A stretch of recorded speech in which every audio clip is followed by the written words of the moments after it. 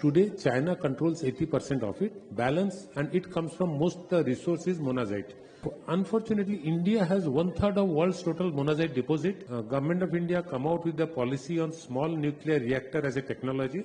Government of USA is also looking for zinc-based batteries for their defense applications. And it will take 10 years. We are wasting time because China has already started commercial production of sodium-ion batteries.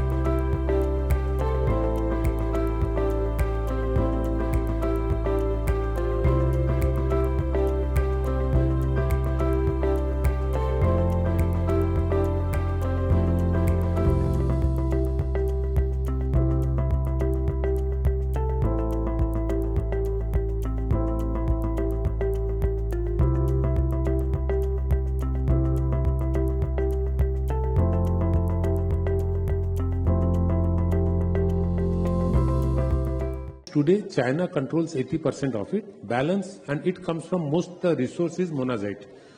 And rest of it is in USA and Australia. Unfortunately, India has 1/3 of world's total monazite deposit, and mostly in the sea beach sand and some in the landlocked places. All the sea beach sand of Indian monazite is unfortunately again is associated with thorium. That makes handling of the waste extremely difficult.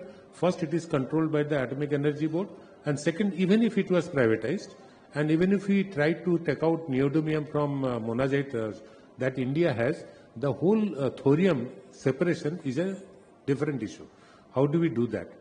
Perhaps the solution there would be Government of India come out with the policy on small nuclear reactor as a technology. If the small nuclear reactor as a technology is a thorium-based technology, then private mining of beach sand, separating thorium, then producing neodymium from the waste of the monazite that we process only for producing thorium. Then the waste is non-radioactive. That waste can be then used as a secondary process, not as a primary process. There is a little bit of landlocked monazite in India where it is non-thorium, non-radioactive, which at least Hindustan Zinc has got a block in UP, which we will explore and find out how it is possible. Lithium is an issue, although there are few blocks in India declared for lithium and all that. But the hope for finding good quality lithium, and that too rock-based lithium, is very difficult to extract metallurgically. A brine-based lithium, I think, is whatever little I know is much better for that. So we have to look for alternative to lithium as a battery material. Being a zinc producer, we are doing research on zinc-based batteries because that could be lesser life but cost-effective for Indian customers.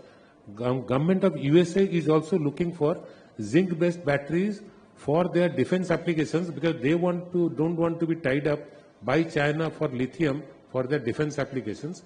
So those are, and aluminium air batteries people are trying, and other materials can be tried. Anything more if you can do it? Yes, Mr. Sir, so in terms of neodymium, apart from monazite, which we haven't explored, bastnasite is a very good phosphate.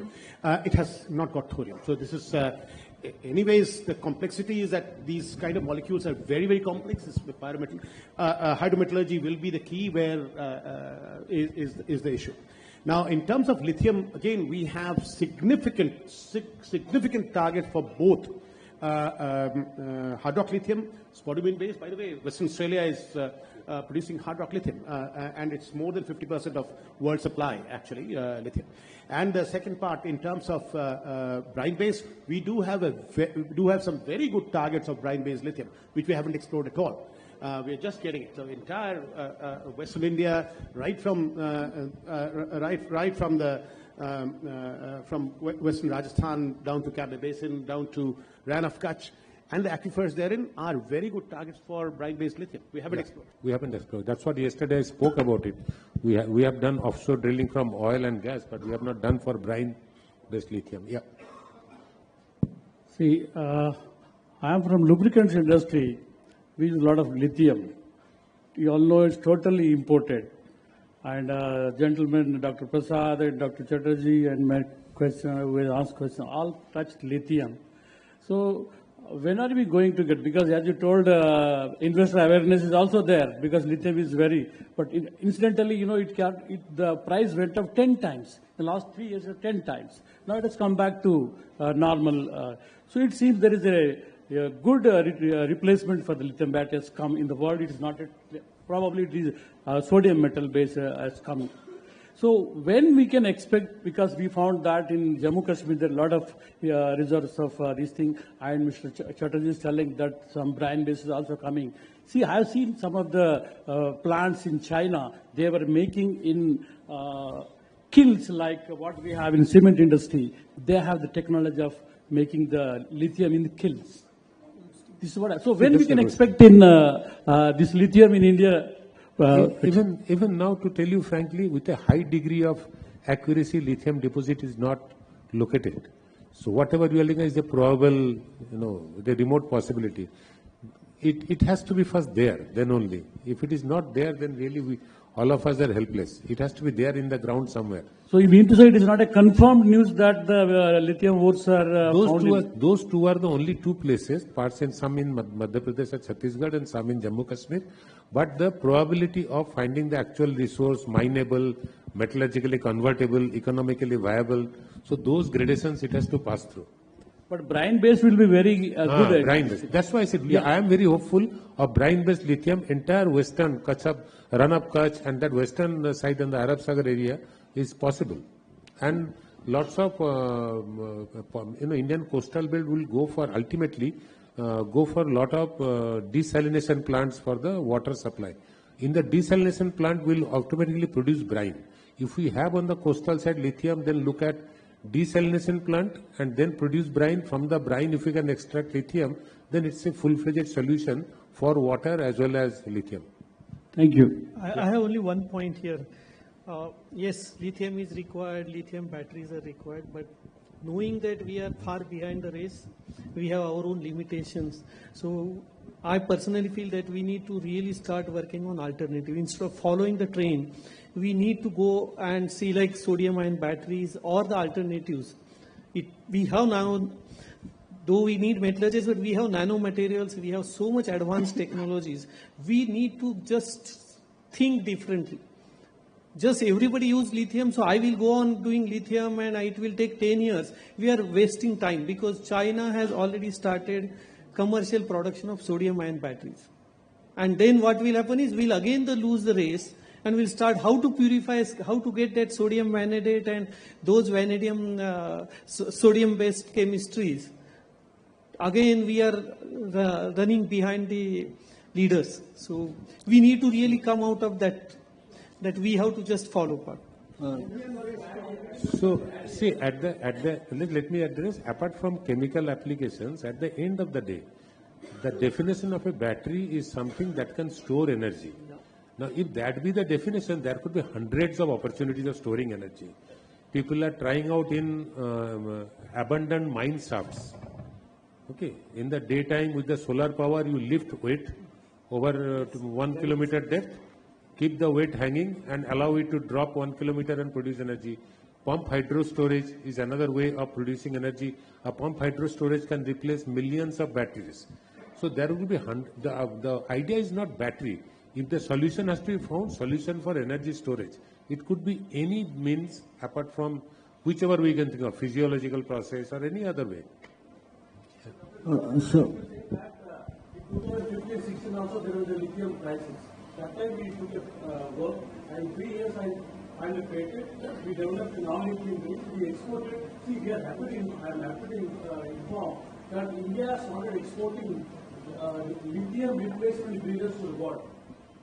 Yes. Fine. Yeah. So, good afternoon, everyone. So, I am basically from IoT 4.0 background. I am from basically automation sector. So, I was just listening mainly to Dr. Chatterjee's what he has said regarding the IoT and the predictive maintenance and analysis, that where we are lacking exactly. So, if you are comparing India to the China and the rest of the world, which are focusing on the critical mineral mining, right? So, there are a lot of procedures which they follow well in advance, and they are well ahead of us in terms of all of these automations in the IoT's part. So, I just wanted to know from all respected people that what are the exact key bottlenecks which you are facing currently in your day-to-day operations, and are you fully IoT-based or automized, or are you like are you going for the full throttle automation in your own companies? Because I'm myself into like predictive maintenance analysis and energy optimization. So yeah, this way we can collaborate, because yeah, government cannot do all the things. We can collaborate in that particular sector. So it's a predictive, I know where we are coming from. Predictive maintenance IoT is one important part of industry. Okay. But at the end of the day, when I buy a car, I don't buy the car for maintenance. I buy the car for operation. Sure. So every owner or entrepreneur has a mindset in India, everywhere in the world. And assets should never be put down for any kind of maintenance. Asset is built for running all the time. Absolutely. If only asset could be built which are self-replaceable type, things could have been, that's the world we're looking at it. Yes, sure. So I also started from a plant, right? So when you have a maintenance person in the plant, what does he do? When the plant is running, he will raise indents for buying new material, which will again increase your cost. So I always believe never have maintenance in the plant. It only adds cost to the plant. So it's not correct statement to say, but the whole focus of entrepreneurs is run as much run. IoT is required to do most predictive maintenance as we do. But again, suppose I put a lot of IoTs on my body and it keeps predicting, today I stop, tomorrow I will stop, day after I will stop, then my stoppages should not go up. Absolutely. Right? Yeah. It should tell me that, okay, your heartbeat is fast, but you can run, still run, don't stop. Then it's fantastic. So that's what I'm saying. Because Yeah, like so too much understood that. So let's focus on the minerals part of it. Yeah. नमस्कार, मंच पर उपस्थित सभी महानुभावों को नमस्कार। मेरा नाम स्वामी प्रेम अन्वेशी है और आज का ये सेशन था role of critical minerals for transition for India to net zero. And India's net zero transition depends heavily on critical minerals, we understand, and the lithium and rare earth.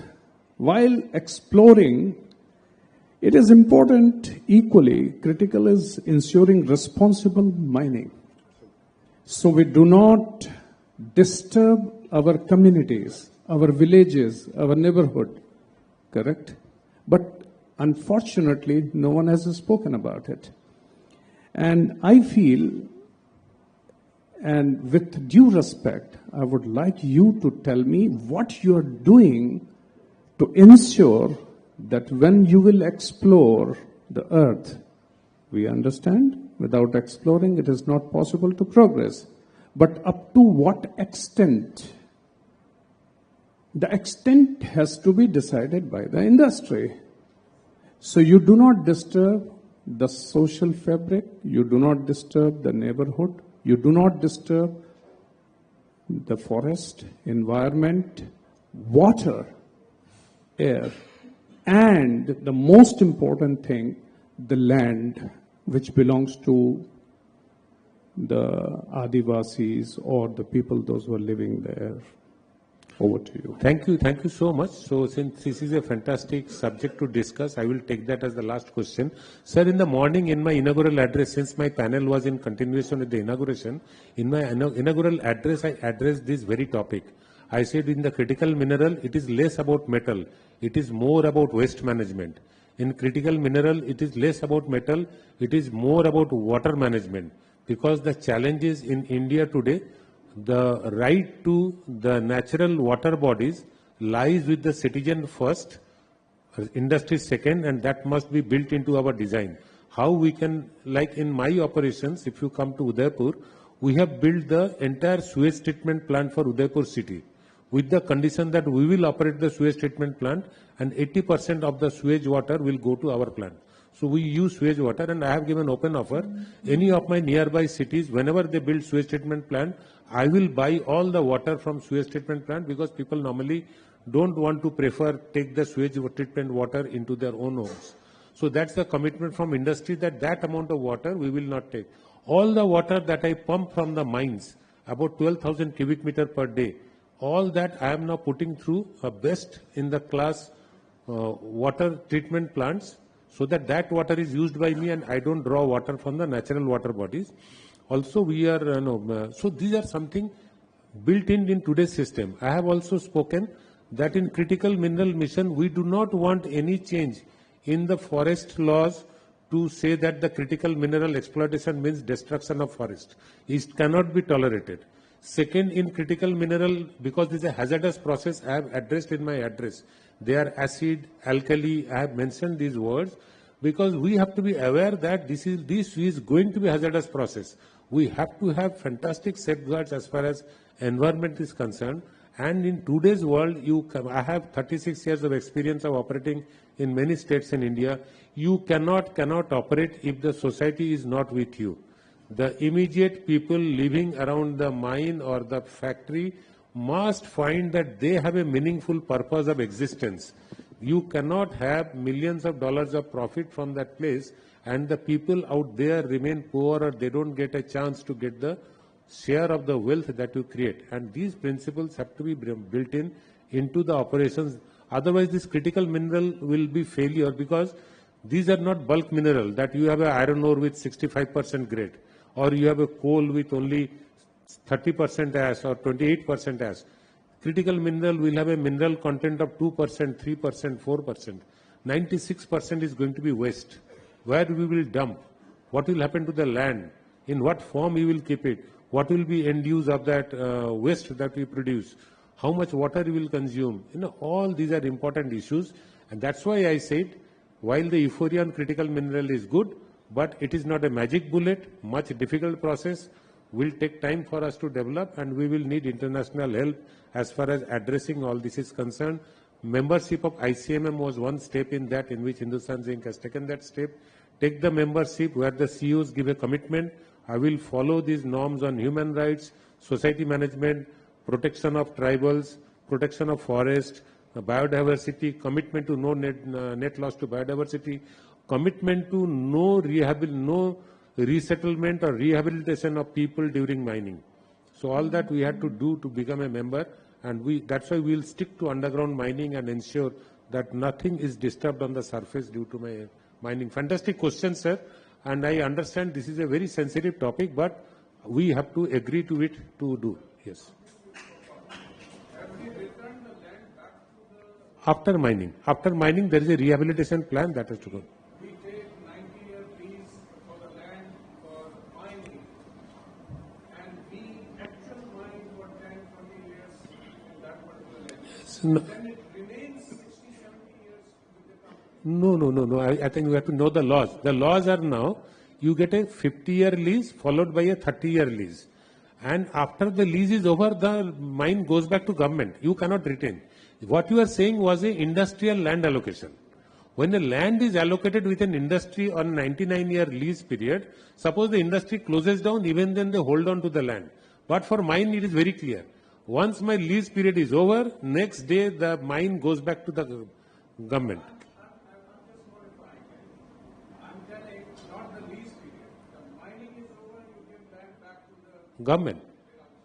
The government. It goes to government today.